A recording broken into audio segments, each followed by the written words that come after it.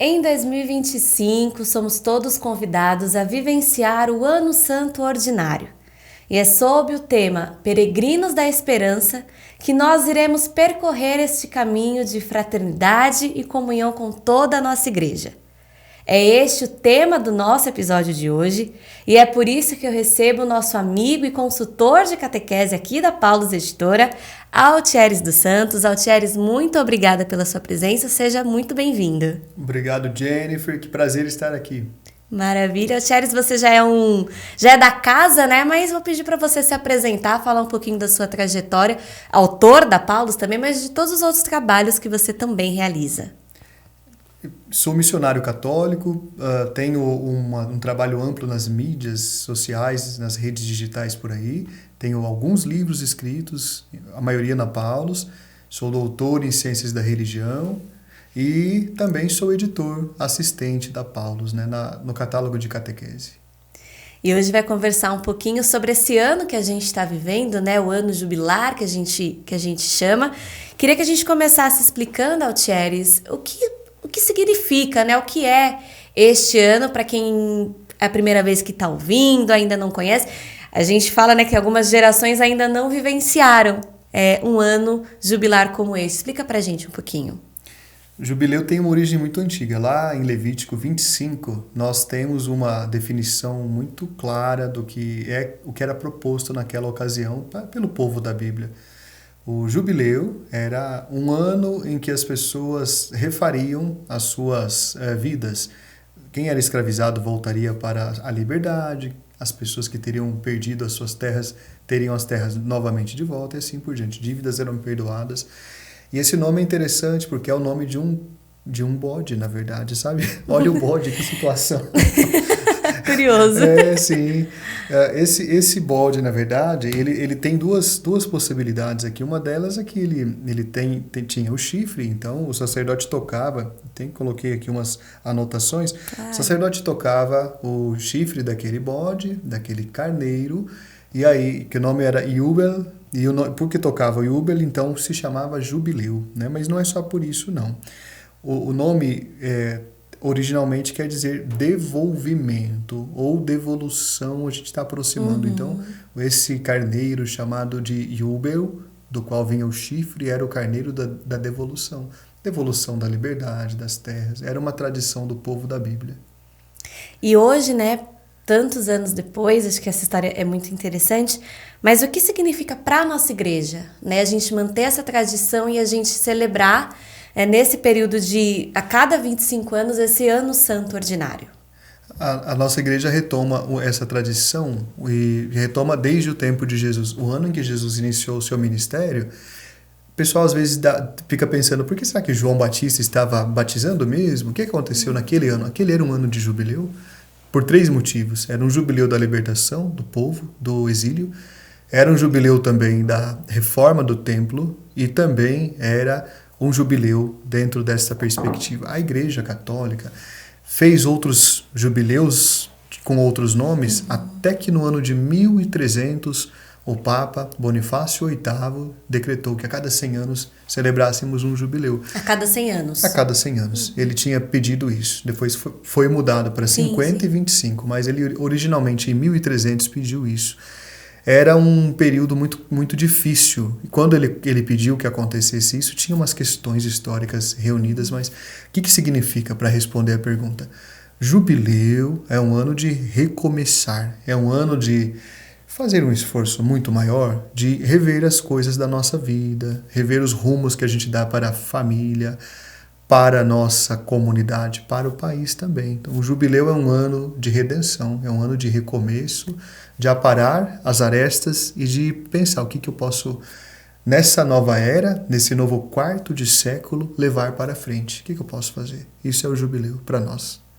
E esse ano, né, de 2025, a gente tem um tema bastante específico, né, que o Papa Francisco coloca pra gente, Peregrinos da Esperança. Então, acho que essa palavra esperança, até vindo de tudo que a gente passou nos últimos anos, né, a gente ainda vem, a gente pode chamar, né, num período pós-pandêmico, o que significa, né, o que representa chegar em 2025 e viver esse ano, fazer essa retomada à luz da palavra, né, e do sentido da palavra esperança.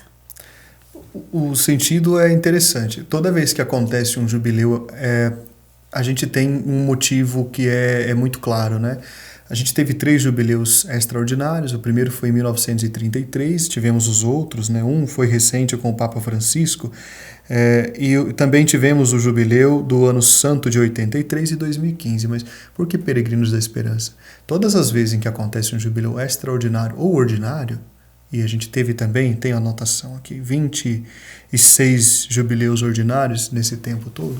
Toda vez que acontece isso, é porque o Papa identifica que há muita tensão acumulada, corações endurecidos, o ser humano tende naturalmente a criar abismos imensos entre as sociedades, os países. Isso é uma coisa, é um choque gravíssimo. Então o tema Peregrinos da Esperança é para lembrar que somos aqui efêmeros neste mundo, mas a esperança não. A esperança tem que ser permanente.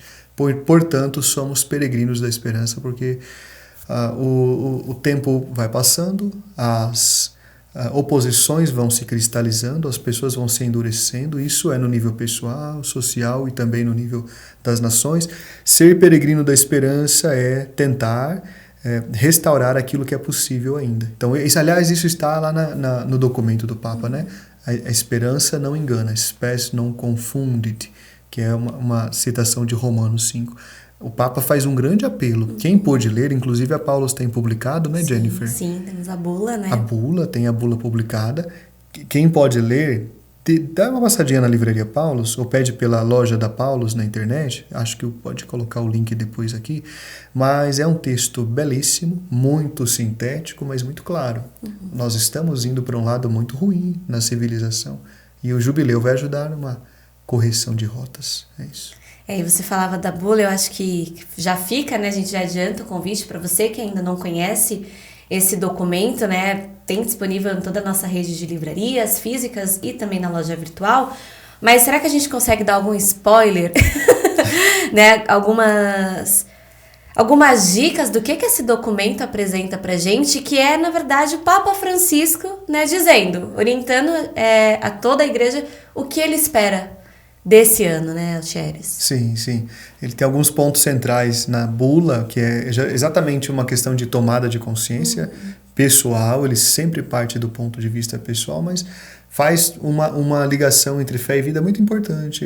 Não somos ilhas, a gente vive num contexto muito amplo. E cada escolha que as pessoas fazem hoje, ainda mais na era das mídias, um like, um comentário, tudo isso vai se avolumando, vai se tornando uma coisa muito grande.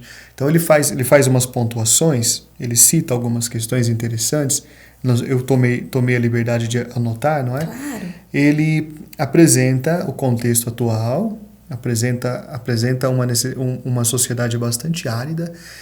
Eu sei que não dá muito ibope, né, falar disso, mas o Papa não liga, ele quer mesmo questionar. Então ele faz o seguinte, Jennifer, ele na grande maioria da bula, na grande maior parte da bula, ele fala dos sinais de esperança, que a gente tem que ser sinal de esperança para a paz no mundo, para a esperança para todas as pessoas, sinal de esperança com os irmãos em dificuldade, com os doentes, com os jovens, com os idosos, sobretudo os avós, com os migrantes e com as pessoas empobrecidas. Então, grande parte da bula ele diz que neste ano não seja só um momento bonitinho para você passar pela porta santa da tua catedral, não, ou até quem puder visitar a Basílica de São Pedro ou as outras, mas seja uma coisa concreta. Mude aí o coração que precisa ser mudado e o mundo vai receber isso.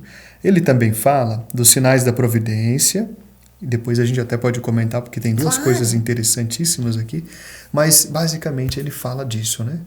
Semear a esperança seria então trazer ser a luz, não é? Para esses grupos e categorias e pessoas que sofrem hoje. E semear a providência, você falou, né? Ele fala dos sinais da providência. Sinais da providência, desculpa. Você pode falar um pouquinho pra gente sobre quais são esses sinais, né? Quais esses apontamentos que o Papa coloca no documento? São duas coisas extraordinárias. A primeira delas 1.700 anos do Concílio de Nicéia, e a segunda, a coincidência após séculos da celebração da Páscoa entre as igrejas orientais não católicas e a Igreja Católica. Isso são duas coisas extraordinárias. Maravilha. Então, acho que quando a gente olha, né, todos os escritos do Papa Francisco, acho que uma coisa que muito interessante é que tudo está interligado, né? Você fala assim, dos sinais da providência, da gente ser semeador da esperança com os avós, com a natureza. Então, acho que a gente acaba retomando a toda essa trajetória do pontificado de mais de 10 anos do Papa Francisco. Então é como assim uma cereja do bolo, a gente pode chamar, né? Esse convite para ele, que ele nos faz para que a gente reflita sobre o tema da esperança nesse ano tão especial. É verdade. Lembrando disso que você fala, é interessante destacar, né? Esse alinhamento, essa organização que ele deu, né? Essa articulação. Jesus é uma figura muito conhecida, mas ao mesmo tempo desconhecida pelas pessoas. Jesus transformou-se, não porque ele quer, é claro, mas porque muita gente quer, em um produto, em uma mercadoria ou um vendedor poderoso. Então, neste jubileu da esperança, o Papa deixa muito claro, lembrando dos 1.700 anos de Nicéia, quando Jesus estava sendo também usado como polêmica, ele lembra que é preciso voltar a um próprio modelo de Jesus, verdadeiramente homem, verdadeiramente Deus, uma pessoa que tem um coração imenso. Aliás, Jennifer, teve também recentemente a publicação, né, de um outro texto sobre o coração de Jesus. Não é por acaso. Você disse bem, o Papa não dá ponto sem nó. Então ele deu um ponto com nó muito interessante aqui. E, Altieres, a gente sabe que esse ano ele começa, né, em dezembro de 2024 ainda, mas uma série de atividades estão previstas para acontecer em 2025. Como que as nossas comunidades vão vivenciar na prática esse ano tão especial? Depois que o Papa abre a Porta Santa na Basílica de São Pedro e nas outras, as dioceses também iniciam um percurso para vivenciar o ano, que estamos, inclusive, né, participando agora, e haverá toda uma programação de peregrinações, haverá momentos de conscientização, por isso é importante ler a bula do jubileu.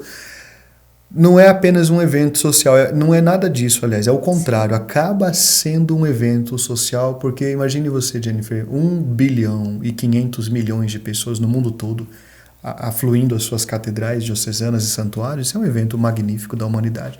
Mas é um evento principalmente espiritual da pessoa. Reformar as questões interiores, visitar os territórios do coração que precisam de atenção, fazer as reformas íntimas. Tudo que a gente chamar de conversão tem que ser muito potencializado nesse ano. Então, primeiramente isso. Depois disso, a questão também das indulgências e tudo mais, né? A pessoa que faz a meditação correta sobre a sua vida, que tenta corrigir os próprios caminhos e também corrigir os efeitos que o meu pecado criou na vida dos outros. Então, essa pessoa também vai participar das indulgências, que não são, de novo, lembrando, não são apenas uma situação hipotética ou muito, talvez, colocada lá na virtualidade, não. Elas têm um efeito real, imediato, um efeito que impacta o nosso mundo físico e também aqueles nossos irmãos que estão na outra realidade. Mas, então, a programação ano que vem, digamos assim, é muito voltada para a grande conversão pessoal, mudança de rumos. É isso. Altieres, uma coisa que sempre me chama a atenção, né, quando a igreja propõe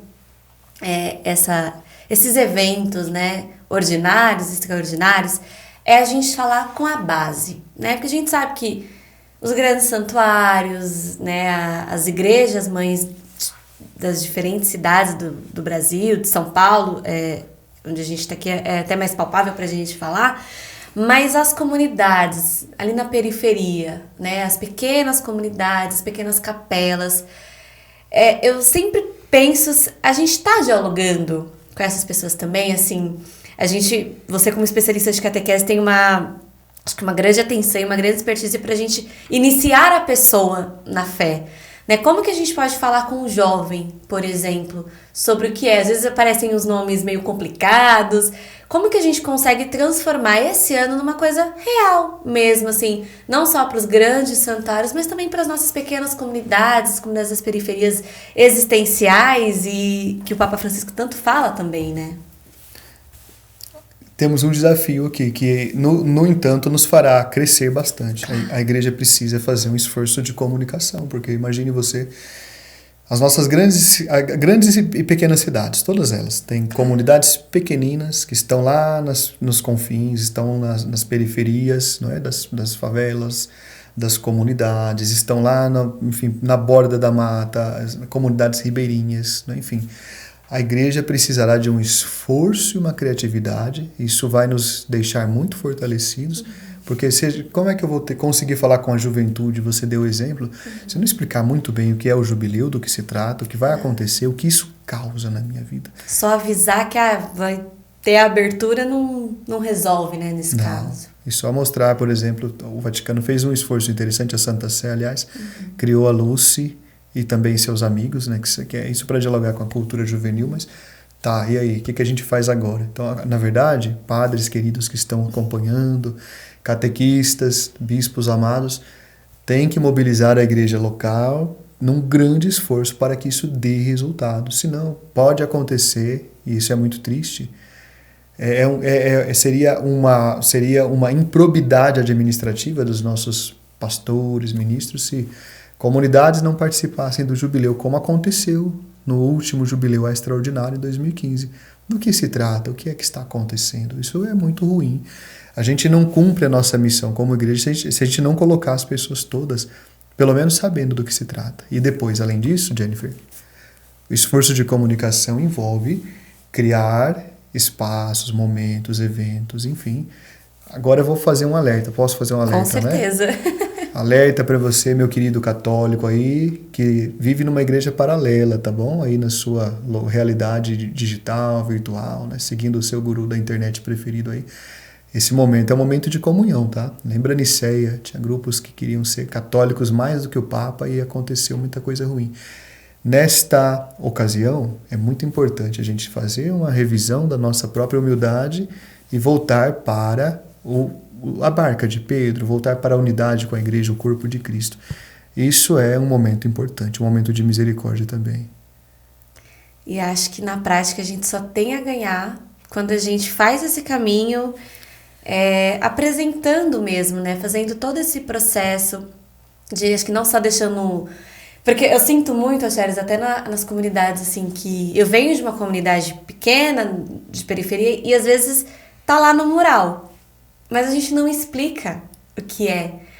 Às vezes a gente fala, você tem que ir no domingo, no encontro que vai ter sobre o ano ordinário. 2015 eu era uma jovem e não era explicado. Você tem que ir para poder crismar.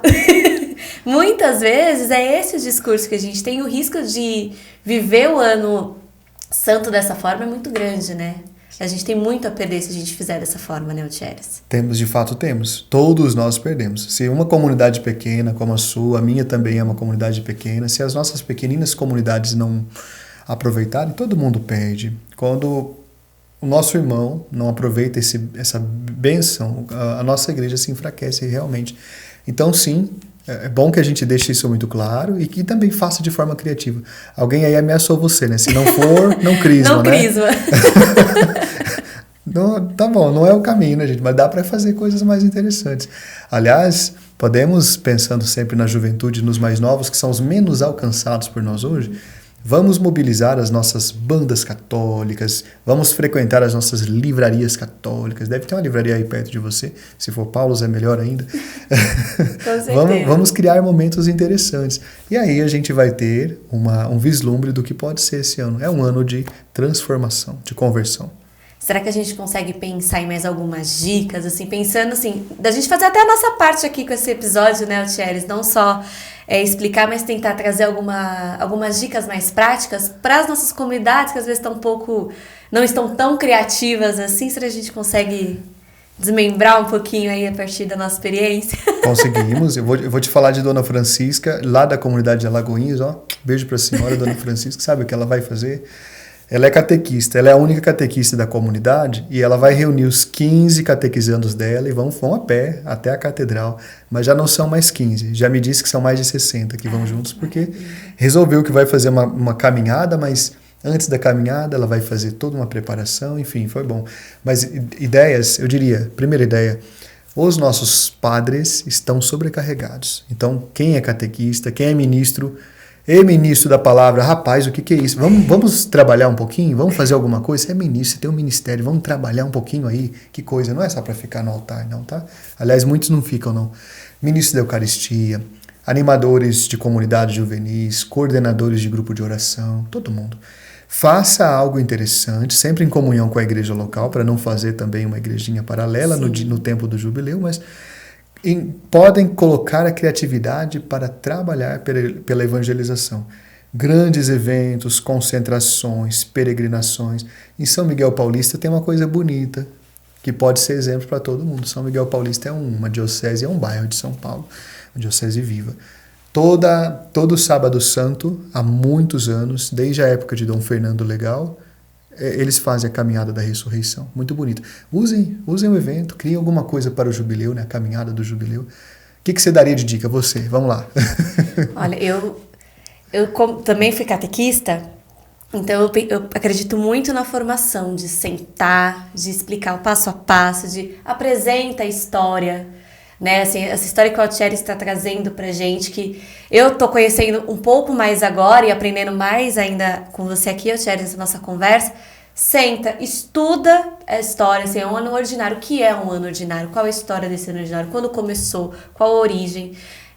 Onde a Bíblia fala sobre esse ano. Então, assim, sentar com os jovens, né, com a comunidade como um todo, com os mais idosos também, porque a gente sabe que muitos idosos também não têm a experiência ali de ter a formação, não tiveram uma catequese, porque a gente sabe que a história da igreja é muito, muito dinâmica, às vezes chegava lá, recebia o sacramento e não tinha a formação adequada. Minha mãe, por exemplo, assim, ela vive a fé dela, a espiritualidade dela, fala muito bonita, mas não é formativa, não é uma fé que foi formada, é uma fé que é dela, do jeito, aquela tradição, né, como a nossa igreja é. Então acho que eu gosto muito de sentar e falar assim, ó, é assim que a gente começou, nós tivemos isso ao longo do nosso tempo e a gente está caminhando para isso aqui agora. Eu sou mais da formação mesmo, de falar, de ver vídeo, de trazer foto, trazer todo esse contexto histórico que eu gosto bastante. Não sei se é o caminho mais adequado, viu, Tcheres? Você é especialista de catequese aqui. Não, imagina, mas é o caminho adequado e você é uma pessoa batizada, então você tem mais especialização do que qualquer especialista, né? A gente vai aprendendo junto também, né? Vai descobrindo. Sim. Acho que a gente tem que trabalhar mesmo essa questão formativa das nossas comunidades. Assim, eu não sei se é porque a comunidade que eu venho é muito assim, é um cartaz. E também não julgo e não condeno. Mas sinto que assim, putz, o que é isso? Assim, hoje com a maturidade que eu tenho até de estar nesse espaço, fico, pô, gente, não é todo mundo, não chega. Né? A bula, infelizmente, às vezes não vai chegar na Dona Maria, que só vai ali na missa toda semana, mas ela também merece entender para poder melhor vivenciar esse ano como todos nós. Merece sim. Por isso essa fala nossa nesse dia é tão especial, porque quem puder, quem tiver alguma forma, quem exercer a liderança, e tanta gente exerce a liderança, faça alguma coisa, fale, pesquise, pergunte. Há vídeos do Papa explicando, né? Há muita coisa interessante. A própria bula é um caminho muito, muito seguro. E aí eu acho que todo mundo pode ajudar o seu padre aí, todo mundo pode dar uma força na sua comunidade. Mas não fiquem sem fazer nada, né? Então, já muitas coisas interessantes estão aparecendo. Hoje de manhã uma pessoa me disse assim, uma coordenadora de grupo juvenil, o que eu achava se ela fizesse uma cápsula do tempo deste ano para abrir no próximo jubileu? Eu falei, é extraordinário, monte essa cápsula do tempo, reúna aí seus jovens, quem eu sou hoje, quem eu serei depois do jubileu, quem eu serei no próximo jubileu. Isso é importantíssimo. A vida é uma progressão infinita. Durante a nossa etapa terrestre, ela é limitada pelo tempo, mas ela não é limitada na nossa própria infinidade interior, que é um dom do Espírito Santo. Então, ou seja, resumindo, né, em linguagem corintiana, tem espaço para crescer no teu coração, criatura? Vamos crescer. Coloca esse coração para funcionar direito, para bater direito aí, né? Quem tem coração, né?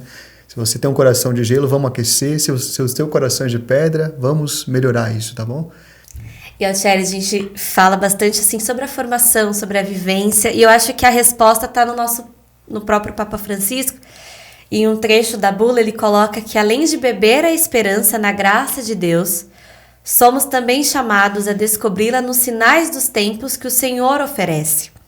Por isso, para não cair na tentação de nos considerarmos subjugados pelo mal e pela violência, é necessário prestar atenção a tanto bem que existe no mundo. Porém, os sinais dos tempos que contêm o anélito do coração humano, carecido da presença salvífica de Deus, pedem para ser transformados em sinais de esperança. Eu acho que isso responde o que o Papa quer da gente, né? Acho que esse tema não foi escolhido por acaso, não é à toa, mas a gente acaba às vezes ficando preso, né? Assim, há tanta notícia ruim que a gente sabe que infelizmente tem, a gente não pode negar a realidade, mas como que as nossas comunidades, como que os nossos fiéis podem olhar a vida com os olhos da esperança? Quais sinais a gente consegue identificar desse amor de Deus?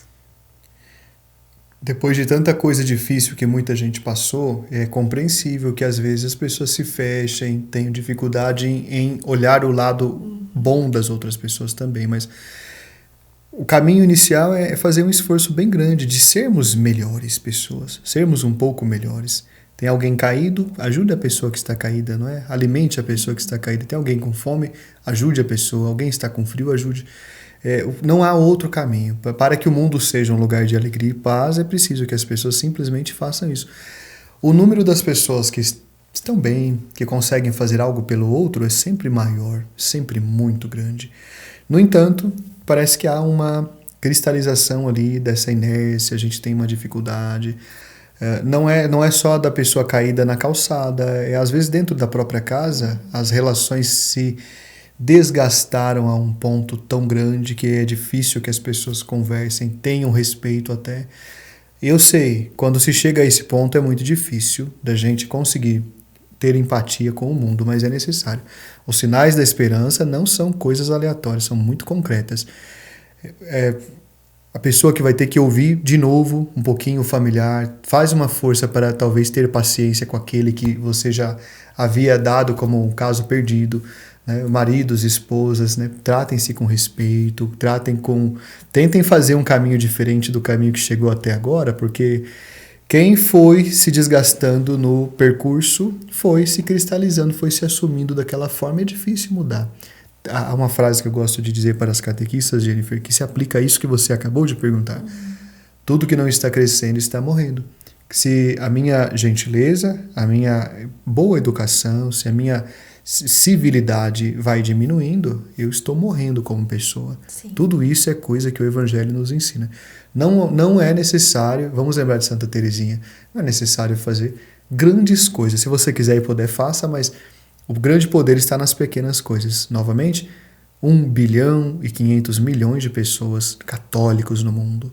Olha, imagine quanta coisa pode ser feita, se quiserem. E para a gente finalizar, uma mensagem, né, para esse ano jubilar, que a gente pode deixar para quem nos assiste. Uma mensagem de esperança, né, já que a gente está falando de esperança. Acho que a mensagem mais bonita já é o título da própria bula: a esperança não engana. A esperança acredita que até a última página, até a última linha do último capítulo, a história pode ser reescrita. A história da minha vida, a história da vida de todo mundo, a história que nós estamos nesse mundo compartilhando nessa época. Não estamos por acaso aqui, mas é preciso que a gente tenha um olhar mais amoroso para o mundo. A esperança não engana. E que a gente possa ver a vida, né, sobretudo nesse ano, que a gente possa fazer esse caminho, esse percurso que a Igreja nos convida, que o Papa Francisco nos convida, com esperança, que a gente saia de fato, né, pessoas melhores desse ano e que a gente vivencie isso na sua profundeza, na sua serenidade e na sua beleza que esse ano nos propõe. É isso mesmo. E vou fazer um desafio, como minha fala final, posso? Com certeza. Para que esse vídeo, essa conversa não passe em brancas nuvens, para quem está acompanhando agora, eu diria para você, sai desse vídeo aqui, mas você vai fazer uma gentileza para alguém, tá? Vê como é que você se sente depois disso. Faça isso, mas assuma como um compromisso. Senão, mais uma vez, entrou por aqui, saiu por aqui, mas não caiu no coração. Então, saindo daqui, vá fazer algo bom, vá ser sinal de esperança. E para quem precisa, né, dessa ajudinha, a gente tem essa aula com Altieres. Muito obrigada pela sua presença, muito obrigada por todo o esclarecimento. Tenho certeza que Quem não entendia muito bem ainda o que está acontecendo, eu acho que com esse vídeo, com esse episódio, sai um pouco mais esclarecido desse ano que a gente está vivendo. Muito obrigada por essa aula, Tcheres. Eu que agradeço, Jennifer. E você também pode continuar, né, estudando e entendendo melhor por meio da bula de proclamação do Jubileu Ordinário de 2025, como a gente disse anteriormente, disponível em toda a nossa rede de livrarias Paulus pelo Brasil, também no nosso site e também no Televendas. E não deixe de acompanhar a Paulus nas redes sociais pelo @editora Paulus. Até a próxima!